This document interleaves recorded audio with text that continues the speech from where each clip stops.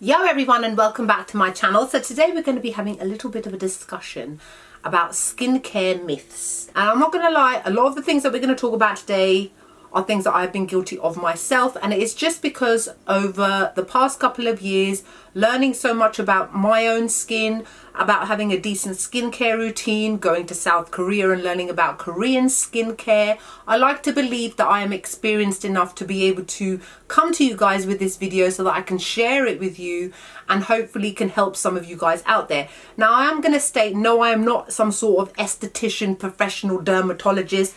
I'm just a regular gal like you guys out there who've just picked up things along the way, and unfortunately quite a few of us have been guilty of hearing old wives' tales and then believing them and then doing things to our skin that we actually shouldn't be doing. So we are going to be talking about a couple of skincare myths today and discussing them, and by all means, if you've got any comments or questions or want to share anything yourselves, please feel free to mention it below. It will help so many other people as well as myself, because as much as I like to share things with you guys that I've learned, I also learn a lot of stuff from you guys as well, which I really do appreciate. So the first thing, steaming is good for your face. Now that is a bit of a myth, and we have all done it. I have been steaming my skin on and off since I was a teenager, and I only heard about this a few months ago. I follow quite a few estheticians online and people that discuss things and people that are experts. I've done plenty of research, so if every now and then you see me look down, it's because I'm reading my notes. I've got notes in front of me, I can't remember everything. And then apparently steaming is bad for the face. Who knew?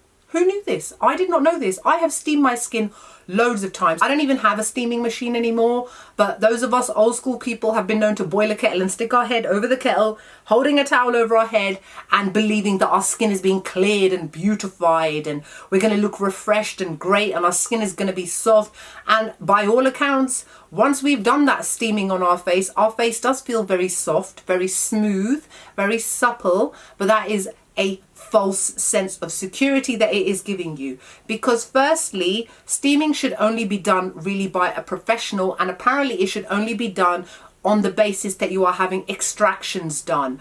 What it does is it loosens the sebum in the skin, it loosens the areas which are clogged, but then you are not necessarily a professional in order to be able to do the proper kind of extractions that a professional can do. If anything, you can cause a lot more damage to your skin, and apparently steaming should only really be done once a month if you do know how to do it. A lot of people tend to do it weekly because so many things we're told, you know, if you do it weekly it's better because it's a harsh product or a harsh process you're going through, so you should only do it once a week. Steaming should only be done once a month, and even then by a professional. What can happen is it can really dehydrate the skin, really dry out your skin, and it can actually have the opposite effect of what you're trying to achieve. When your skin is so dry, what happens to the layers of the skin underneath is that it can go into shock, and then it starts to produce extra oil and extra sebum, and you start to look even oilier than you already did, and then you're like, what?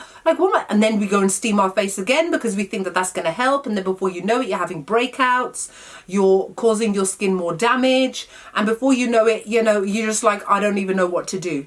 It can cause redness, it can cause broken capillaries due to the heat, because quite a few of us, myself included, have got as close as possible to that steam to get the full effect. You know, that only works if you've got a stuffy nose. It ain't going to help if you've got a breakout going on in your face. It definitely does not help in reducing the size of pores. There's no such thing, and we'll get onto that in a minute. All it does is loosen the debris which is sitting within the pores, again like I said, so that it can be extracted properly and cleared out. If you've got conditions like eczema, and if you've got something like rosacea, you should definitely not be doing it at all. If anything, it makes it even worse, it aggravates it, it irritates your skin, and it will not help in the healing process. So basically what steaming does is it strips your skin, so you should kind of try not to do it if possible. I don't remember the last time I steamed my skin. The only time I get any kind of steam is when I'm in the shower, and even then I don't have hot showers because I don't like hot showers.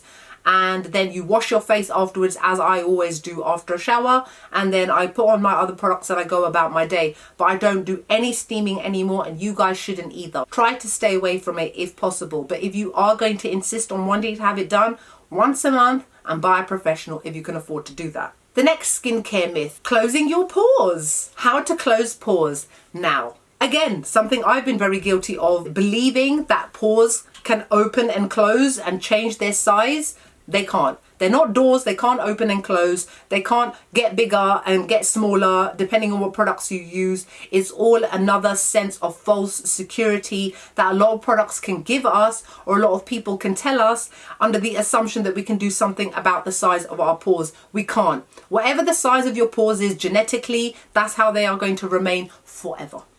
Sorry to break it to you guys, but that's how it is. Paws can be cleared. You can use different types of chemical exfoliants, masks, serums, ampules, all kinds of things to minimize their appearance. So when you clear them out, they look smaller, but they're actually still the same size. So if you can imagine a crater, you put something black in that crater, you look at it from a distance, you can see the black on the crater, right? And that's what makes it stand out. Remove the black, clear the crap out of the crater, look at it from a distance. It doesn't look as obvious anymore. It doesn't stand out as much as it did before because that dirt that was in there is no longer there. And that is the same sort of analogy you need to use when it comes towards your paws. You cannot change the size of them. They are as they are, but you can definitely make them look smaller by keeping them clear and clean. Oh, another one that I'm going to have to actually go and throw all of mine away. Paw strips. Good for your skin. Good for tearing out all those blackheads and gunk and crap and making your paws closed. Yeah, no. No strips, paw strips in general are very bad for the skin. Throw them in the bin, all of them. They're really, really damaging to the skin. And I have been using paw strips on my nose since I was quite young. I am South Asian. South Asians are prone to having very obvious blackheads around their nose and around their forehead area, and sometimes the chin as well. For me, it was more in this area. I've never had them on my forehead or my chin, but I've always had them around my nose. So I've always been one of those people, especially when I was a teenager, to get your Biore skin strip, nose strip, paw strip, whatever it is, wet it, rip it off. Oh, look at all the stuff that's come out. Not realizing I'm actually damaging my skin while I'm doing it. Firstly, one of the bad things about it is the actual adhesive, the actual glue itself. When you rip it off, it actually removes part of your skin, not like something visible, but actually damages the skin. The whole pulling, it damages the skin. It can irritate your skin, it can make your skin look red, and it can make it flaky as well. They can cause the spider veins and broken capillaries around the nose. So basically little red lines that you may have around your skin, around your nose. If you are of a certain age, and I mean quite young, and you realize you've got those, have a think about it. How often have you been using nose strips? Those could be the reason why you've got those. It can also tear the skin. It can actually make your paws look more obvious. It can actually make you get more spots and that sort of thing, and obviously you don't want that on your face. They can also exacerbate things like eczema and rosacea on the face, and especially if they've got things like astringents like witch hazel, or if there's alcohol, two things which are very, very drying to the skin and can again create extra oil and make your skin even worse than it already was. Instead, the best thing to do is use chemical exfoliants, cleansers, toners, that sort of thing. I've pretty much got no blackheads on my face anymore that I can see. I don't know about the whiteheads, but the blackheads are definitely, it's probably like one on my nose, and I don't use nose strips. It's because I have such a good skincare routine. And worst case scenario with using paw strips is that you can actually damage the paw, leading to inflammation, leading to pus-filled on your face. It's a no-no. All right, let's go on to another myth. I don't need to wear sunscreen because I'm indoors. Sorry to break it to you guys, but yes, you do. You don't have to use as much or as strong. For example, when I go out, I'm always wearing SPF 50. I'm always wearing SPF 50. But when I'm indoors, I still got windows. There's still light coming through, there's still sun coming through, there's still UVA rays coming through, and therefore, yes, you should be wearing sunscreen even when you're indoors. Maybe SPF 20 or 30 because you've not got direct sunlight on you, but just because you've got a window that you assume is filtering it through, it's filtering it. It's still getting through though. It's not blocking it, it's not stopping it. Think about people who drive. We've all seen that photo of that trucker in America, right? Who was driving a lorry for like 40 years and they showed his face. This was the side where his window was and that was the side where there was not. This side of his face was and that side was normal. and he had a window there. Okay, obviously he never used sunscreen, but regardless, if we are going to go with that whole mindset of a window is there and therefore is blocking out the sun, why is that guy's face like that, right? So yes, you should still be using SPF when you are indoors. If it's nighttime, on the other hand, sun ain't there. You don't have to wear it at night. And that just reminded me, I've been doing so many skincare videos today, I forgot to put SPF on.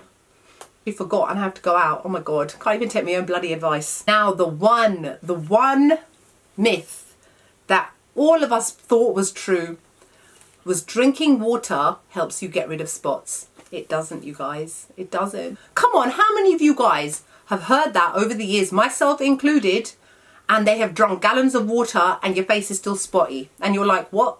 I don't understand.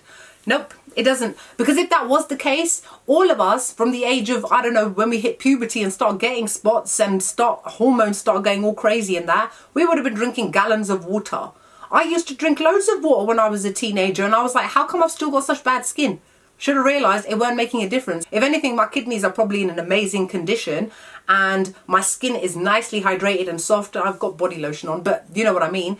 And yes, it makes your skin feel hydrated and look hydrated, but unfortunately it does not stop you getting spots. It can definitely help to minimize the amount that you get. You are obviously clearing out your system from loads of toxins and bacteria and that sort of thing.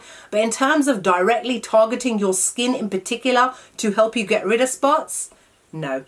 Doesn't do that, you guys. Otherwise everybody would be spot free.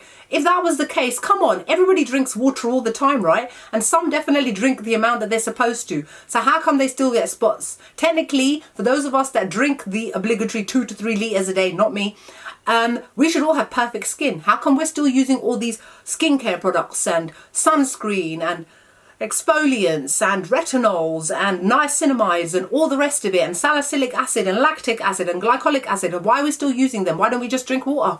Because it doesn't get rid of spots. About 70% of the normal human body is already water anyway.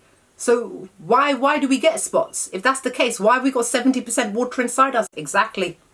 Because it doesn't do what it says on the tin, that's what. Water definitely helps to detoxify the body, the kidneys, the liver, like I said. But in terms of helping you with acne, you need actual skincare products for that. Sorry to break it down to you guys. I know you're going to hate me, but you know what? I thought that for ages. And I'm definitely somebody who is guilty of never drinking enough water. Even today, and it's like, what's time? 5 p.m. Guess how much water I drank? 1 cup. And that was because I had a vitamin in it. I haven't had any water to drink. I had a cup of tea, had a glass of ginger ale, had some Coke, bad, and I haven't had any water. But I can guarantee you something, when I wake up tomorrow, I won't have spots as a result of not drinking the water. See what I mean? Because I've got a good skincare routine going on. That's not to say that I shouldn't drink water. I should for all the other beneficial reasons.